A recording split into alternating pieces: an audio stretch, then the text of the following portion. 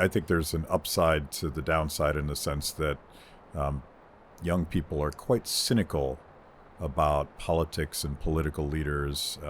They know it's all bullshit, and whenever they hear the talking points, regardless who they're coming from, they just shut it down. Like, Yeah, I don't buy that it's stuff. BS. Yeah. That to me, like, and you can see these trends, going back to Section 230 in 1996, and you would see these trends start to emerge. I might start with Howard Dean. I'll just do this through a political lens.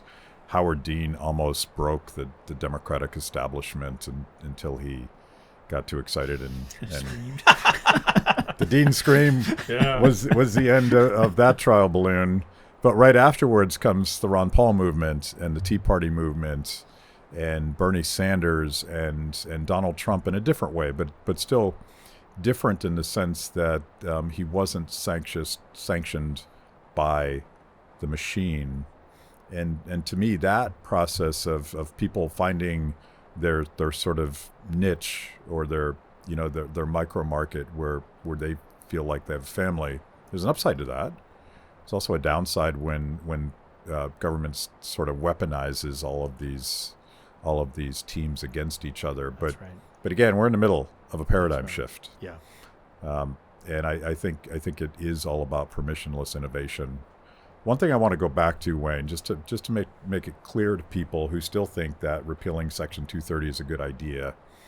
What happens the day after we repeal Section 230? I guess we may find out in Texas because they've sort of done that, right? And is it going to be just a flood of obnoxious, polluting emails that you get, or spam on steroids? I mean, it's hard to say. I mean, or do you come down? People just get out of the content moderation game altogether, and you don't have as many choices for platforms. I think it's. I don't know. If you have any. Yeah, I think optimistic lawsuits are going to fly. I mean, the reality is that I mentioned at the outset. We live in an overly litigious society. I'm a big believer in the common law and sort of decentralized law, and usually I would favor torts in most cases, but the reality is that we have a problem in the United States because we make it way too easy to sue using a sort of junk science-based approach, Right. To all sorts of things.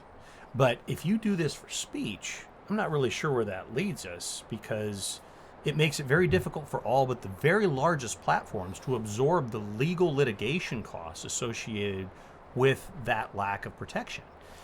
I would prefer to live in a world where we didn't have to have something like Section 230, that our legal system was very simple and efficient and all that jazz.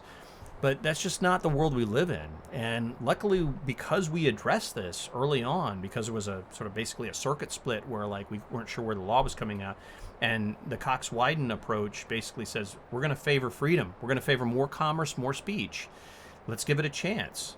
That was the right approach. And it basically was a corrective to our overly litigious society. So I'm really, really concerned. And I think I want to speak to conservatives on this because a lot of my conservative friends really do believe that they're going to be better off in that world, and I don't think that's right. I don't think they get a fair shake, or they get a better treatment from large tech companies. I think there's always been a little bit of an uphill battle with conservatives and even a lot of libertarians with large companies. I don't care if we're talking about shopping malls or tech companies. Right. I mean, the reality is a lot of the elites in a lot of those institutions are just very liberal, very left of center. And so, I'm not sure if repealing 230 is going to get them where they want to go.